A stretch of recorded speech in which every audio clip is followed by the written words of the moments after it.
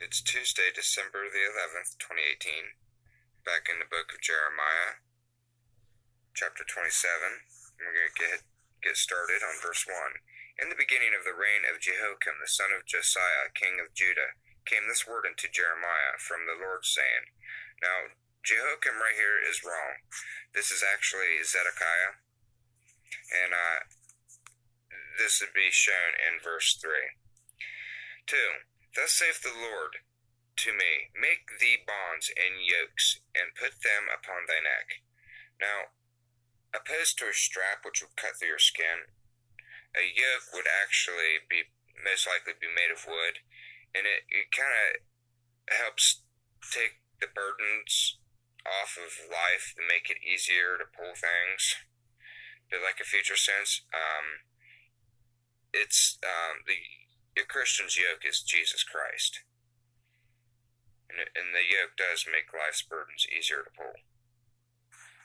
Verse 3. And send them to the king of Edom, which is Russia, and to the king of Moab, and to the king of the Ammonites, and to the king of Tyrus, and to the king of Zidon, by the hand of the messengers which came from Jerusalem, and to Zedekiah, king of Judah. 4. And command them to say unto their masters, Thus saith the Lord of hosts, the God of Israel, Thus shall ye say unto your masters. 5. I, God, have made the earth. Which proves there's no evolution, guys. The man and the beast that are upon the ground. By my great power and by my outstretched arm have I given it unto whom it seemed meet unto me. 6. And now have I given all these lands into the hand of Nebuchadnezzar, the king of Babylon, my servant. God just got done saying he created everything. He's utilizing it. And the beasts of the field have I given him also to serve him. At least it would be the heathen nations, the surrounding heathen nations. 7. And all nations shall serve him, and his son, and his son's son, until the very time of his land come, which would be about 2 or 3 generations to Belshazzar, or until the Medes and the Persians eventually took over, which is now Iran and Iraq, in a future sense. And then many nations and great kings shall serve themselves of him. In a future sense, the king of Babylon is Antichrist. 8. And it shall come to pass that the nation and the kingdom which will not serve the same Nebuchadnezzar, the king of Babylon, and that will not put their neck under the yoke of the king of Babylon, that nation will I, God, punish, saith the Lord, with the sword and with the famine and with the pestilence, until I have consumed them by his hand. And consuming is one of the 4 stages of the locust, and this is what we're talking about right here. The Arabs, the locust army, and his hand would be Nebuchadnezzar's hand. In future sense, this would be Antichrist. Verse 9. Therefore hearken not ye to your prophets, nor to your diviners, nor to your dreamers, nor to your enchanters, nor to your sorcerers, which speak unto you, saying, Ye shall not serve the king of Babylon. 10. For they prophesy a lie unto you, to remove you far from your land, and that I should drive you out, and ye should perish. Jeremiah chapter 17 verse 5 is like, Cursed be the man who maketh his arm flesh, creates his own salvation, and puts God off to the side and goes after anything that comes along. Never ignore God. 11. But the nations that bring their neck under the yoke of the king of Babylon, which God told him to do, and serve him, those will I let remain, still in their own land, saith the Lord, and they shall till it and dwell therein. It will be safe. But go to Mark 13, verses 9 through 11. Now what 10 and 11 here means for the true Christians, you might want to pay attention.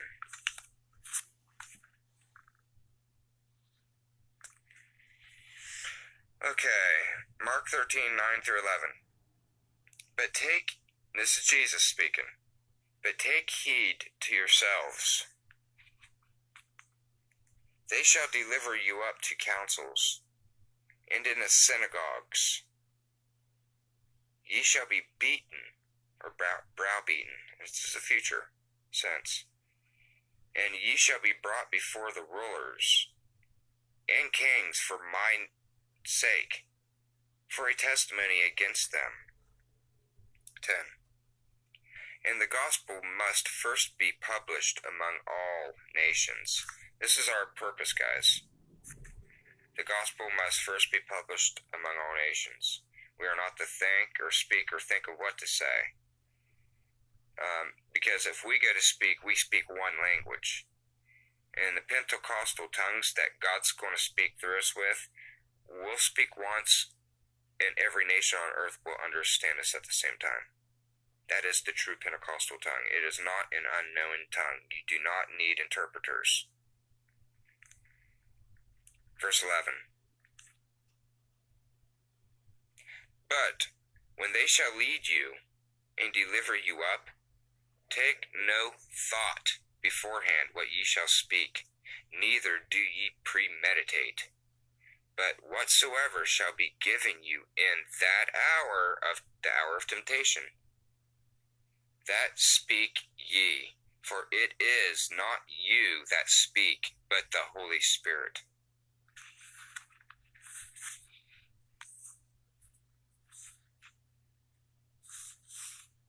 Okay.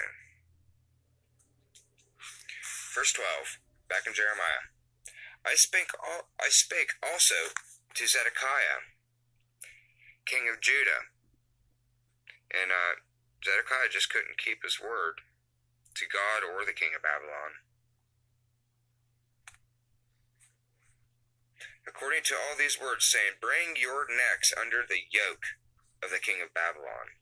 Yield to him, God said, and serve him and his people and live. And Zedekiah pretended he would.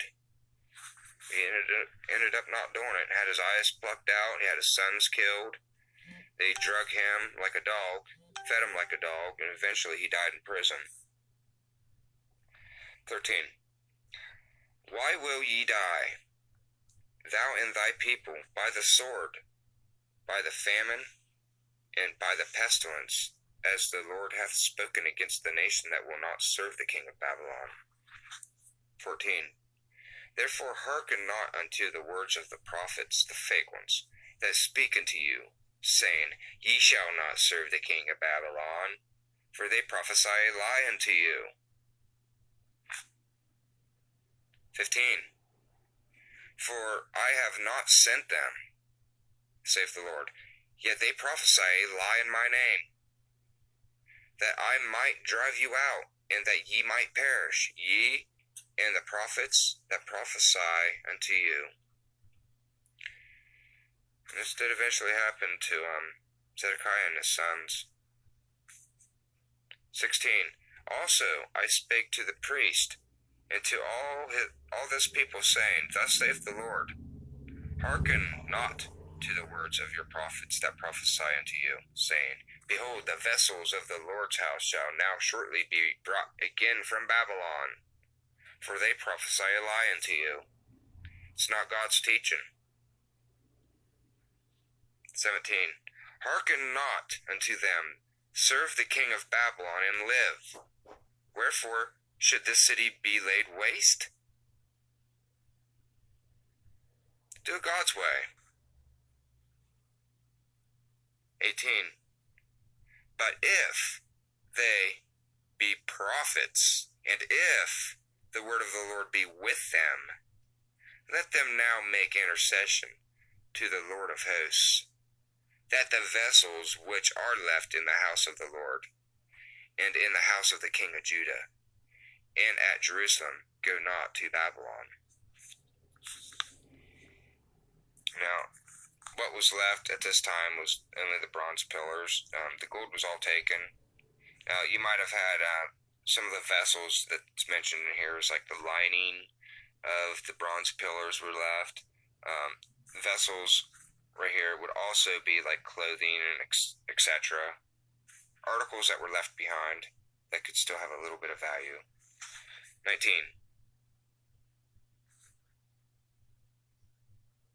For thus saith the Lord of hosts, concerning the pillars, and concerning the sea, and concerning the bases, and concerning the residue of the vessels that remain in the city. 20. Which Nebuchadnezzar, king of Babylon, took not, when he carried away captive Jeconiah, the son of Jehoiakim, king of Judah, from Jerusalem to Babylon, and all the nobles of Judah and Jerusalem. 21.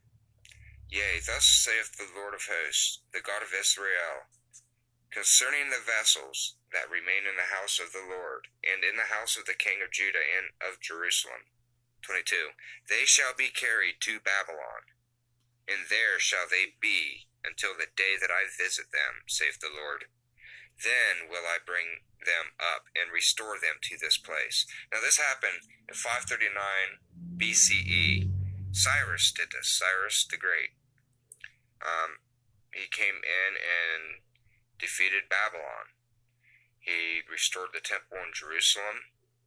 And this is one of the only, there's very few people in the Bible, that were named before they were born. And Cyrus was one of them, and he was of the heathen nations. He was not one of God's chosen people. So, yeah, God knew him before he was born, if that shows you anything about how much he loved him. But I hope you guys enjoyed it. We'll start chapter 28 probably tomorrow. Have a great day, and God bless.